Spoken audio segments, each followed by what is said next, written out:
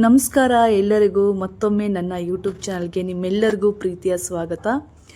ನಾವಿವತ್ತು ಹೋಗಿರೋದು ಕುಕ್ಕೆ ಸುಬ್ರಹ್ಮಣ್ಯ ದೇವಸ್ಥಾನಕ್ಕೆ. ಸುಬ್ರಹ್ಮಣ್ಯೇಶ್ವರ ಅವರ ದರ್ಶನ ಮಾಡೋಣ ಅಂತ ಫ್ಯಾಮಿಲಿ ಸಮೇತ ನಾವಲ್ಲಿಗೆ ಹೋಗಿದ್ದೀವಿ. ನಾವು ಕುಕ್ಕೆ ಸುಬ್ರಹ್ಮಣ್ಯ ತಲುಪಿದಾಗ ಸಂಜೆ ಒಂದು 7:15 7:30 ಆಗಿತ್ತು. ಹಾಗೆ ಅಲ್ಲಿ ನಾವು ರೂಮ್ ಕೂಡ ಮಾಡಿಕೊಂಡು ನಾವು ಮಾಡಿದಂಥ ರೂಮ್ ಇದು. ಇಲ್ಲಿ ಬಂದು ತುಂಬ ಚೆನ್ನಾಗಿತ್ತು. ನಾನು ಫಸ್ಟ್ ಟೈಮ್ ಇಲ್ಲಿ ಈ ಹೋಟೆಲಲ್ಲಿ ರೂಮ್ ಮಾಡಿರೋದು. ನಾರ್ಮಲಾಗಿ ಯಾವಾಗ ಹೋದರೂ ಕೂಡ ಇಲ್ಲ ಧರ್ಮಸ್ಥಳದಲ್ಲಿ ರೂಮ್ ಮಾಡ್ಕೊಳ್ತೀವಿ, ಇಲ್ಲ ಕುಕ್ಕೆಲ್ಲಿ ರೂಮ್ ಮಾಡ್ಕೊಳ್ತೀವಿ. ಈ ಹೋಟೆಲ್ ನನಗೆ ತುಂಬಾ ಇಷ್ಟ ಆಯಿತು. ತುಂಬ ಚೆನ್ನಾಗಿದೆ, ತುಂಬ ಕ್ಲೀನಾಗಿ ಹೈಜಿನಿಕ್ಕಾಗಿ ನಮ್ಮ ಫ್ಯಾಮಿಲಿಗೆ ತುಂಬ ಸೂಟ್ ಆಗೋ ಥರ ಮಕ್ಕಳೆಲ್ಲ ಇದ್ರಲ್ಲ, ಹಾಗಾಗಿ ತುಂಬ ದೊಡ್ಡ ರೂಮೇ ಬೇಕಾಗಿತ್ತು. ನಂಗೆ ತುಂಬ ಇಷ್ಟ ಆಯಿತು. ಹಾಗಾಗಿ ನಾವು ಇಲ್ಲಿ ರೂಮ್ನ ಮಾಡ್ದೋ. ಇಲ್ಲಿ ಬಂದು 12 ಅವರ್ಸ್ಗೆ 2600 ರೂಪೀಸ್ ಪೇ ಮಾಡಬೇಕಾಗುತ್ತೆ. 2600 ರೂಪಾಯಿ ತೊಗೊಳ್ತಾರೆ 12 ಅವರ್ಗೆ. 24 ಅವರ್ಸ್ ಅಲ್ಲ. ಎಲ್ಲ ಕಡೆನೂ ಆಲ್ಮೋಸ್ಟ್ ತುಂಬ ಹೋಟ್ಲ್ಸ್ಗಳಲ್ಲಿ ನಾನು ಸ್ಟೇ ಮಾಡಿರ್ತೀನಲ್ಲ, ನನ್ನ ಎಕ್ಸ್ಪೀರಿಯನ್ಸ್ ಪ್ರಕಾರ ಎಲ್ಲ ಕಡೆ 12 ಅವರ್ಗೆ ನಿಮಗೆ ಚಾರ್ಜ್ ಮಾಡ್ತಾರೆ ಹೋಟೆಲ್ ಅವರು. ಹಾಗೆ ಇಲ್ಲಿ ಬಂದು 2600 ರೂಪಾಯಿ ತೊಗೊಂಡ್ರು. ಎಂಟ್ರೆನ್ಸ್ ನೀವು ನೋಡ್ತಾ ಇದ್ದೀರಲ್ಲ, ಇಲ್ಲಿ ನಾವು ಎಲ್ಲ ನಮ್ಮ ಇನ್ಫಾರ್ಮೇಷನ್ ಎಲ್ಲ ಫಿಲ್ ಮಾಡಿ ನಾವು ರೂಮ್ ಒಳಗಡೆ ಹೋದೋ. ನಾವು ತೊಗೊಂಡಿರೋ ರೂಮ್ ಬಂದು ಈ ಥರ ಇತ್ತು. ನೋಡ್ತಾ ಇದ್ದೀರಲ್ಲ, ತುಂಬಾ ಚೆನ್ನಾಗಿತ್ತು. ನಮಗಂತೂ ಪರ್ಸ್ನಲ್ ಆಗಿ ಈ ಹೋಟೆಲ್ ರೂಮ್ ತುಂಬ ಇಷ್ಟ ಆಯಿತು. ಸೊ ನನ್ನ ಮಕ್ಕಳೆಲ್ಲ ಕೂಡ ಹಾಗೆ ತುಂಬ ಎಂಜಾಯ್ ಮಾಡ್ತಾಯಿದ್ರು. ಹಾಗೆ ಹೊಟ್ಟೆ ಬೇರೆ ತುಂಬ ಹಸಿತಾ ಇತ್ತು. ಊಟ ಬೇರೆ ಮಾಡಬೇಕಿತ್ತಲ್ಲ 7:30. ಸೊ ಫ್ರೆಶ್ ಅಪ್ ಎಲ್ಲ ಆಗಿ ನಾವು ಸ್ವಲ್ಪ ಹೊತ್ತು ಹಾಗೆ ರಿಲ್ಯಾಕ್ಸ್ ಮಾಡಿ, ಯಾಕಂದರೆ ಇಲ್ಲಿಂದ ಡ್ರೈವ್ ಮಾಡ್ಕೊಂಡು ಹೋಗಿದ್ದು ತುಂಬಾ ಸುಸ್ತಾಗ್ತಾಯಿತ್ತು. ಮಕ್ಕಳಿಗೆಲ್ಲವೂ ಕೂಡ ತುಂಬ ಹೊಟ್ಟೆ ಹಸಿತಾ ಇತ್ತು. ಎಲ್ಲರೂ ಕೂಡ ಫ್ರೆಶ್ ಆಗಿ ನಾವು ಹಾಗೆ ಡಿನ್ನರ್ಗೆ ಹೋಗೋಣ ಅಂತ ಸ್ವಲ್ಪ ಹಾಗೆ ಟಿ ವಿ ನೋಡ್ತಾ ಇದ್ರಲ್ಲ, ಇಲ್ಲಿ ಕೂಡ ಮಕ್ಕಳೆಲ್ಲ ಮಲ್ಕೊಳ್ಳೋಕ್ಕೆ ಅಂತ ಒಂದು ಬೆಡ್ ಥರ ರೆಡಿ ಮಾಡಿದ್ದಾರೆ. ಎಷ್ಟು ಚೆನ್ನಾಗಿದೆ ಹೋಟೆಲ್ ಅಂದರೆ ಸಿಕ್ಕಾಪಟ್ಟೆ ಚೆನ್ನಾಗಿದೆ. ನೀವು ಆರ್ಚ್ ಪಕ್ಕದಲ್ಲೇ ಲೆಫ್ಟ್ ಸೈಡಲ್ಲೇ ಸಿಗುತ್ತೆ ಫಸ್ಟ್ ಹೋಟೆಲ್ ಇದು. ನೀವು ಕುಕ್ಕೆ ಸುಬ್ರಹ್ಮಣ್ಯಕ್ಕೆ ಎಂಟ್ರಿ ಕೊಟ್ಟಿದ ತಕ್ಷಣ ಒಂದು ಆರ್ಚ್ ಬರುತ್ತಲ್ಲ, ಅದರ ಲೆಫ್ಟ್ ಸೈಡಲ್ಲೇ ಈ ಹೋಟೆಲ್ ಬರುತ್ತೆ. ಯಾರಾದರೂ ಬೇಕಾದರೆ ನೆಕ್ಸ್ಟ್ ಟೈಮ್ ಹೋದಾಗ ಖಂಡಿತ ಈ ಹೋಟೆಲ್ನ ವಿಸಿಟ್ ಮಾಡ್ಬೋದು. ನೀವೇ ನೋಡ್ತಾ ಇದ್ರಲ್ಲ ಎಷ್ಟು ಚೆನ್ನಾಗಿದೆ ಅಂತ.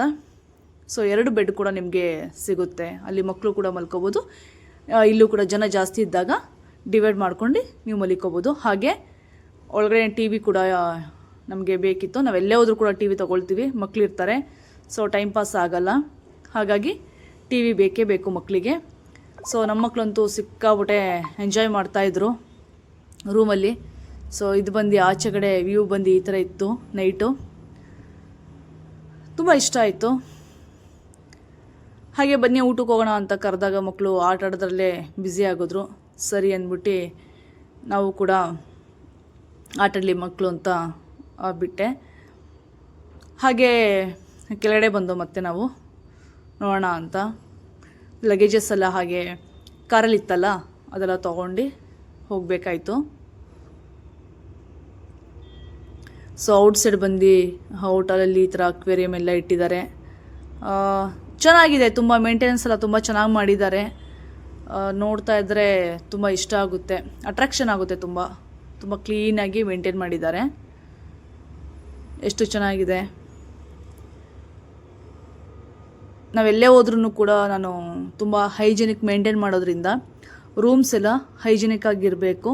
ಹಾಗಾಗಿ ತುಂಬಾ ಹುಡುಕಿ ಮಾಡಿ ನಾವು ರೂಮ್ಗಳನ್ನ ಮಾಡೋ ಅಂಥದ್ದು. ಯಾವುದು ಕೂಡ ಹಾಗೆ ಹೋಗಿ ತೊಗೊಳಲ್ಲ ನಾನು. ತುಂಬ ಚೆನ್ನಾಗಿರಬೇಕು, ಹೈಜಿನ್ ಮೇಂಟೈನ್ ಮಾಡಿರಬೇಕು ಅಲ್ಲಿ. ಸೊ ನನ್ನ ಮಕ್ಕಳಿಗಂತೂ ಒಂದು ಗ್ರೌಂಡೇ ಆಗೋಗಿತ್ತು. ಆಟ ಆಡ್ಕೊಂಡು ಓಡಾಡ್ತಾಯಿದ್ರು. ಅಲ್ಲಿ ಆ ಸ್ಟಾಫ್ಗಳು ಕೂಡ ತುಂಬ ಚೆನ್ನಾಗಿ ರೆಸ್ಪಾನ್ಸ್ ಮಾಡ್ತಾರೆ. ಅಷ್ಟು ಮಕ್ಕಳು ಗಲಾಟೆ ಮಾಡ್ತಾಯಿದ್ರು ಕೂಡ ಎಲ್ಲೂ ಕೂಡ ಏನೂ ಹೇಳಿಲ್ಲ. ಅವರು ಕೂಡ ಖುಷಿ ಪಡ್ತಾಯಿದ್ರು ಮಕ್ಕಳು ಆಟ ಆಡೋದೆಲ್ಲ ನೋಡಿ. ಸೊ ಅಲ್ಲೆಲ್ಲ ಫಿಶ್ಗಳೇನಿತ್ತು ಅದೆಲ್ಲ ನೋಡಿ ತುಂಬ ಎಂಜಾಯ್ ಮಾಡ್ತಾಯಿದ್ರು. ಖುಷಿ ಆಯಿತು.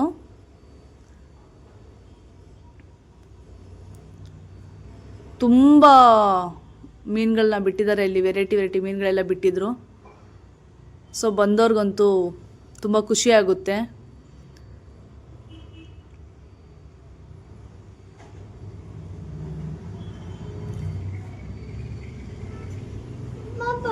ನೋಡಿದ್ರಲ್ಲ.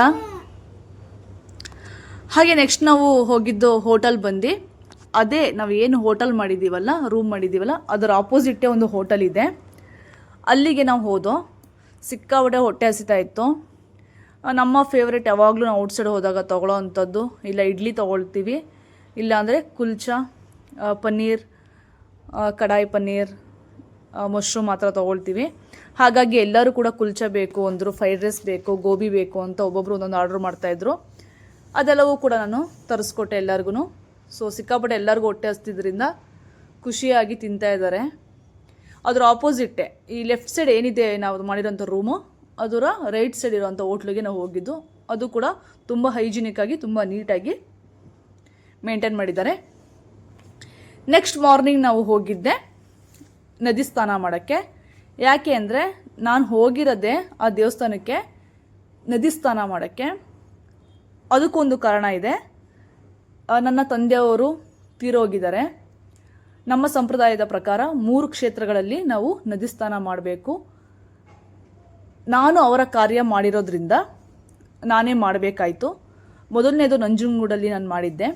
ಎರಡನೇದು ಬಂದು ನನ್ನ ತಂದೆಗೆ ಕುಕ್ಕೆ ಸುಬ್ರಹ್ಮಣ್ಯ ಧರ್ಮಸ್ಥಳ ಅಂದರೆ ತುಂಬಾ ಇಷ್ಟ. ಹಾಗಾಗಿ ನಾನು ಕುಕ್ಕೆಯಲ್ಲಿ ಮಾಡೋಣ ಅಂತ ತೀರ್ಮಾನ ಮಾಡಿ ನಾನು ಕುಕ್ಕೆಯಲ್ಲಿ ನದಿ ಸ್ನಾನ ಮಾಡೋಕ್ಕೆ ಅಂತ ಬಂದಿರೋದು.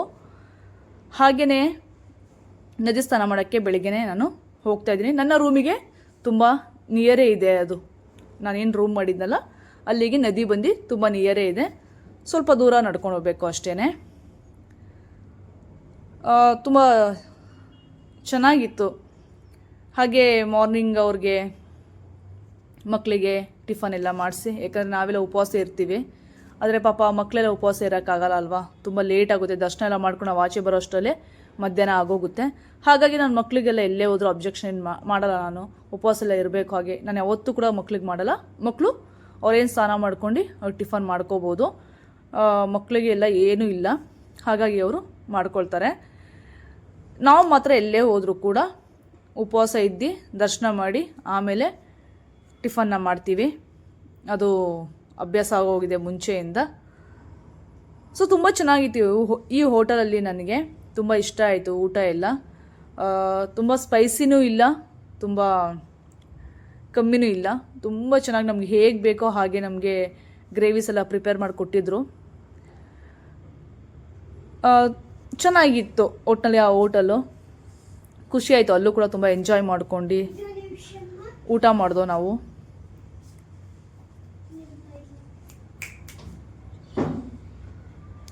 ನೋಡ್ತಾ ಇದ್ದೀರಲ್ಲ, ಔಟ್ಸೈಡಿಂದ ತೋರಿಸ್ತೀನಿ ನಾನು ನಿಮಗೆ. ಇದೇ ಹೋಟೆಲ್ಲು ನಾನು ಮಾಡಿರೋದು. ನೆಕ್ಸ್ಟ್ ಟೈಮ್ ಯಾರಾದರೂ ಕುಕ್ಕೆ ಸುಬ್ರಹ್ಮಣ್ಯಕ್ಕೆ ಹೋದರೆ ರೂಮ್ಸ್ ಬೇಕು ಅಂದರೆ ಖಂಡಿತವಾಗ್ಲೂ ನೀವು ಇಲ್ಲಿ ಮಾಡ್ಕೋಬೋದು. ಎಷ್ಟು ಆಗುತ್ತೋ ಅಷ್ಟು ಹೋಟೆಲ್ಸ್ದು ಕ್ಲಿಪ್ಪಿಂಗ್ ನಾನು ತೊಗೊಂಡಿದ್ದೀನಿ.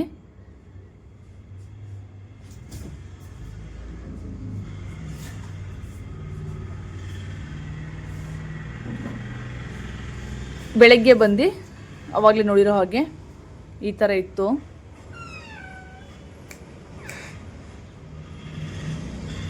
ನೋಡೋಕೆ ಮಾತ್ರ ಸಿಕ್ಕಾಪಟ್ಟೆ ಚೆನ್ನಾಗಿರುತ್ತೆ. ನಿಮಗೆ ಕುಕ್ಕೆ ಧರ್ಮಸ್ಥಳ ಸೈಡೆಲ್ಲ ಎಲ್ಲರೂ ನೋಡಿರ್ತೀರ ಆಲ್ಮೋಸ್ಟು. ನಮಗಂತೂ ಆ ಕಡೆ ಸೈಡ್ ಅಂದರೆ ಸಿಕ್ಕಾಪಟ್ಟೆ ಇಷ್ಟ. ನಮ್ಗೆ ಹೋಗಬೇಕು ಅಂತ ಅನ್ನಿಸ್ದಾಗ ನಾವು ತಕ್ಷಣ ಹೊರಡಿ ಹೋಗೋವಂಥ ಕ್ಷೇತ್ರಗಳವು.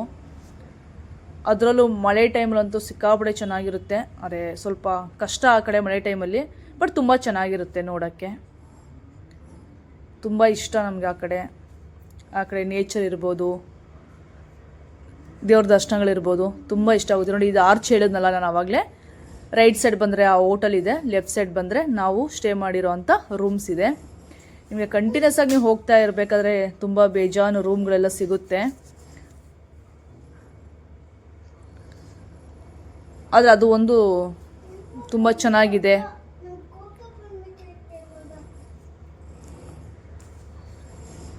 ನೋಡಿದ್ರಲ್ಲ ಎಷ್ಟು ಕೂಲಾಗಿದೆ ಅಂತ.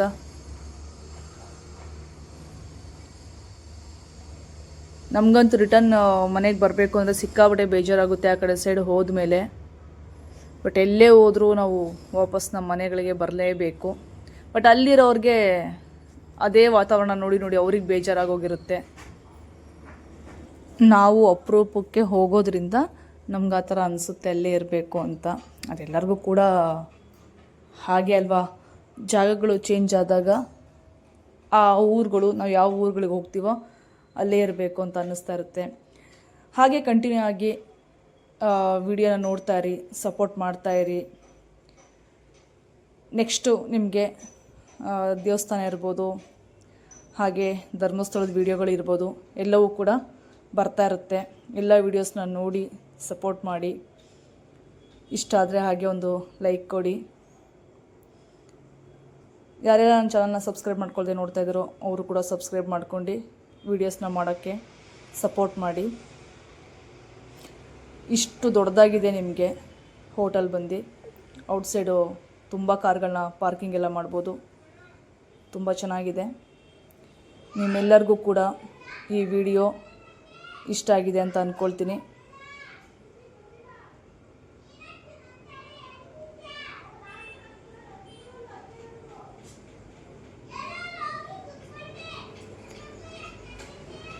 ವಾತಾವರಣ ಅಂತೂ ಸಿಕ್ಕಾಬಡೆ ಇಷ್ಟ. ಹಾಗೆ ಇನ್ನೊಂದು ವಿಡಿಯೋದಲ್ಲಿ ಸಿಗ್ತೀನಿ. ಅಲ್ಲಿವರೆಗೂ ನಿಮ್ಮೆಲ್ಲರಿಗೂ ನಮಸ್ಕಾರ.